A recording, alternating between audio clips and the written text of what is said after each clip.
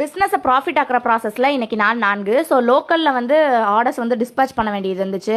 So அதெல்லாம் வந்து dispatch பண்ணிவிட்டு காலையிலேயே அதோட வந்து பயோட்டின் லட்டு ஆர்டர் நிறையா இருந்துச்சுன்றனால ஃப்ரெஷ்ஷான டேட்ஸ் வந்து ஓப்பன் பண்ணி எல்லாத்தையுமே வந்து நீட்டாக வந்து அவங்களுக்கு அனுப்பிச்சிட்டேன். அவங்களுமே சாப்பிட்டுட்டு ரொம்ப நல்லா இருக்குது, எங்கள் அம்மாவுக்கும் வேணும் அப்படின்னு சொல்லியிருந்தாங்க.